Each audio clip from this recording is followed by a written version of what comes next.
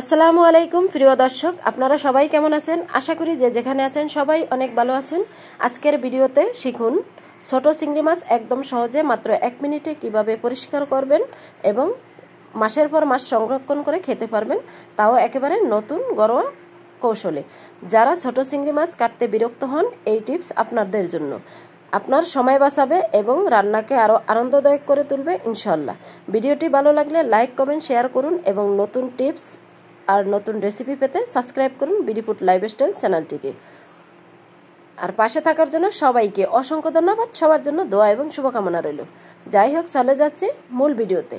আর ভিডিওটি স্কিপ না করে সাথেই থাকুন, আপনাদের অনেক উপকারে আসবে আশা করি ইনশাল্লাহ। তাই এখানে নিয়েছি আমি 500 গ্রাম চিংড়ি মাছ, আর চিংড়ি মাছটি ছোট চিংড়ি মাছ।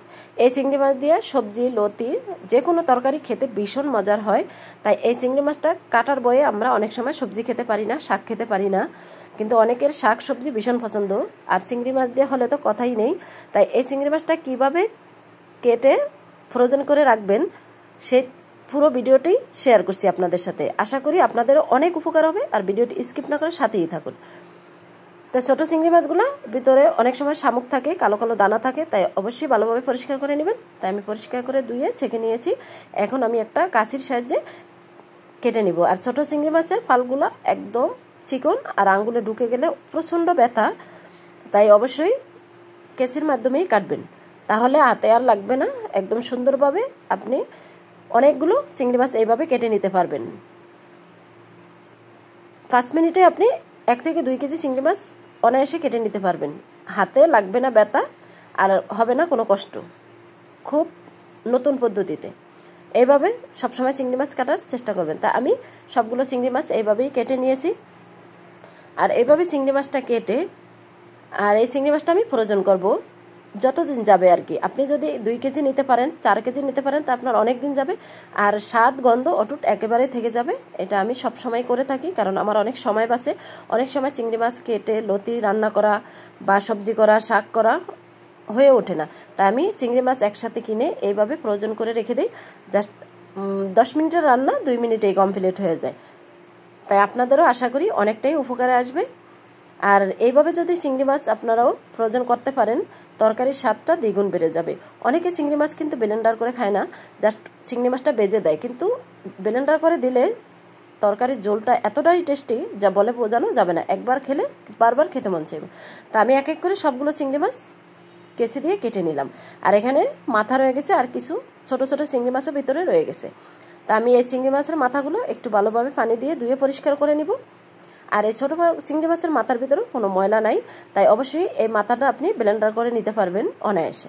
তাই আমি এই চিংড়ি মাছের মাথার সাথে অনেকটাই চিংড়ি মাছও আছে, তাই সবগুলো আমি ব্লেন্ডার করে নিব। তাই ব্লেন্ডার জারে দিয়ে দিলাম। আর আমার ভিডিওটি যদি আপনাদের কাছে ভালো লাগে, অবশ্যই শেয়ার করে সবাইকে দেখার সুযোগ করে দিবেন। আর শেয়ার করার জন্য সবাইকে অসংখ্য ধন্যবাদ। এখন ব্লেন্ডার করার জন্য এখানে সামান্য একটু হলুদের গুঁড়ো নিয়েছি, জাস্ট কালারফুলের জন্য। আমি সব কিছুই ব্লেন্ডার করার সময় একটু হলুদ দিই, জাস্ট কালারের জন্য। ব্লেন্ডার করে নিয়েছি। এইগুলো যেহেতু ছোটো চিংড়ি মাছ, এটা আর ছাকতে হয় না, এমনিতেই মিহিন হয়ে গেছে। একটা বাটিতে ঢেলে নিছি, আর দেখতে পারছেন কতটা ঘনত্ব হয়েছে। আর এখানে ঘনত্বটা হওয়ার কারণ হচ্ছে চিংড়ি মাছ ছিল অনেকগুলো, আর মাথাও ছিল, তাই মাথাটা ফেলে না দেওয়াটাই বেটার, কারণ চিংড়ি মাছের অনেকটাই দাম। তাই এইভাবে চিংড়ি মাছের মাথার সাথে অনেক কিছুটা চিংড়ি মাছ দিয়ে ব্লেন্ডার করে যদি আপনি এইভাবে চিংড়ি মাছটা কষিয়ে ফ্রোজেন করতে পারেন, যে কোনো শাক সবজির স্বাদ দ্বিগুণ বেড়ে যাবে, ভীষণ মজার হয়। তাই এখন আমি চিংড়ি মাছটা ভেজে নিব। যে চিংড়ি মাছটা আমি কেটে নিয়েছি, পরিমাণ মতো তেল দিয়ে দিছি, দিয়ে মাছটা একটু লাল লাল করে ভেজে নিব। দিয়ে দিব এখন হলুদের গুঁড়া, আর দিয়ে দিছি পরিমাণ মতো লবণ। এই হলুদের গুঁড়া লবণ দিয়েই আমি মাছটা একদম লাল লাল করে ভেজে নিব। আর চিংড়ি মাছ ভাজি করে এভাবে যদি ফ্রোজেন করে, চিংড়ি মাছের একটা ফ্লেভার খুবই ভালো আসে। আর চিংড়ি মাছ বলে তো কথা, ভাজলে একটা ফ্লেভার খুবই ভালো আসে। আর চিংড়ি মাছ ছোটো বড় সকলেরই পছন্দ। আর এইভাবে যদি চিংড়ি মাছ আপনি ভাজি করে কষিয়ে যদি সবজি অথবা শাক রান্না করেন, তাহলে তো এর স্বাদ কখনোই বলার যাবে না। আমি যেই জিনিসটা করছি সেটাই আপনার সাথে শেয়ার করছি। আশা করি আপনাদের কাছে খুবই ভালো লাগবে। আমাদের অনেকের বাচ্চা স্কুলে নিতে হয় আনা, বাসায় অনেক কাজ, তাই এভাবে চিংড়ি মাছ কেটে ধুয়ে শাক সবজি রান্না করা পসিবল হয় না। তাই অনেক সময় শাক সবজি বাদ দিয়ে শুধু মাছ রান্না করেই খেয়ে নিই। তাই আজকের ভিডিওটা দেখলে আশা করি আপনাদেরও খুবই ভালো লাগবে। এইভাবে চিংড়ি মাছ বেশি করে যখন ছুটি হবে, মাসিক বাজার করবেন তখন একসাথে বেশি করে নিয়ে চিংড়ি মাছটা ফ্রোজেন করে নিতে পারবেন। তা মাছটা দেখতেই পাচ্ছেন ব্রাউন কালার হয়ে গেছে, একদম ভাজা, একটা গ্রান আসছে অনেক। তাই এখন দিয়ে দিছি চিংড়ি মাছ এবং মাথাগুলো ব্লেন্ডার করে রাখছি, ব্লেন্ডার করা চিংড়ি মাছগুলো দিয়ে দিলাম। দিয়ে এখন এটা একটু নেড়ে ছেড়ে নিব, আর এখানে কোনো পানি দেওয়া যাবে না। আর আমি চিংড়ি মাছের মাথাটা কিন্তু পানি দিয়েও ব্লেন্ডার করিনি। তাই এখন এটা অনবরত নেড়ে ছেড়ে নিব। আর দেখতেই পাচ্ছেন এটার ঘনত্বটা কতটুকু, আর এটা আমি কিন্তু একবারে শুকিয়ে নিব। এখন দিয়ে দিব এক এক করে সবগুলো উপকরণ। এখানে দিয়ে দিছি কাশ্মীরি লঙ্কার গুঁড়া, দিয়ে দিছি ভাজা জিরার গুঁড়া, দিয়ে দিছি ধনিয়ার গুঁড়া, আর এখানে আর বাড়তি কিছু লাগবে না। আর হলুদ তো আগেই আমি ব্লেন্ডার করার সময় দিয়ে দিছি। তাই এখন সবগুলো উপকরণ দিয়ে ভালোভাবে চিংড়ি মাছটা একদম কষিয়ে নিব। তাই এটা অনবরতই নেড়ে ছেড়ে নিতে হবে, না হলে দলা পেকে যেতে পারে। তাই অনবরতই নেড়ে ছেড়ে নিচ্ছি। এখন ঢাকনা দিয়ে রেখে দিছি 10 মিনিটের মতো। 10 মিনিট পর ফিরে আসছি।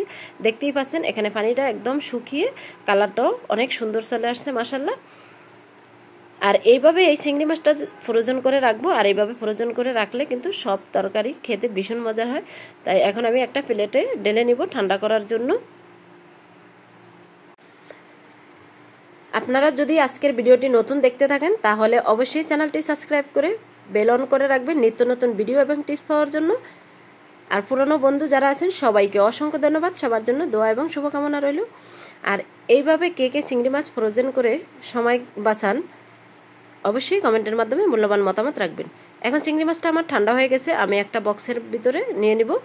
তাই নিয়ে নিছি একটি বক্স, আর বক্সের ভিতরে সবগুলো চিংড়ি মাছ আমি রেখে দিব।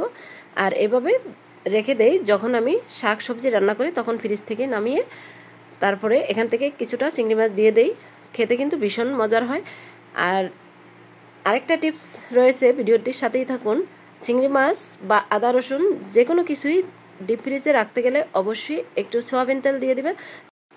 আর এই সয়াবিন তেল দেওয়ার কারণে একদম বরফ হয়ে যাবে না, সাথে সাথে নামিয়ে আপনি রান্না করতে পারবেন চিংড়ি মাছ বা আদা রসুন সব কিছুই। তাই এখন আমি চিংড়ি মাছটা বক্সে ঢেলে নিলাম আর দিয়ে দিব 1 কাপ সয়াবিন তেল। এই সয়াবিন তেলটা দিয়ে আমি চামচ দিয়ে নেড়ে ছেড়ে দিব। যখন আমি সবজি অথবা শাক রান্না করব তখন বক্সটা ডিপ থেকে নামিয়ে সাথে সাথে চিংড়ি মাছ দিয়ে দিব, কারণ এটা বরফ হবে না। বরফ না হওয়ার কারণটাই হচ্ছে সয়াবিন তেল। তাই আমি এখন ঢাকনা দিয়ে রেখে দিছি, আর এটা রেখে দিব আমি ডিপ ফ্রিজে। যখন আমার প্রয়োজন তখনই নামিয়ে নেব। আজকের ভিডিওটি আপনাদের কাছে কেমন লাগছে অবশ্যই কমেন্টের মাধ্যমে মূল্যবান মতামত রাখবেন। আবার দেখাবে নেক্সট ভিডিওতে। আসসালামু আলাইকুম, আল্লাহ হাফিজ।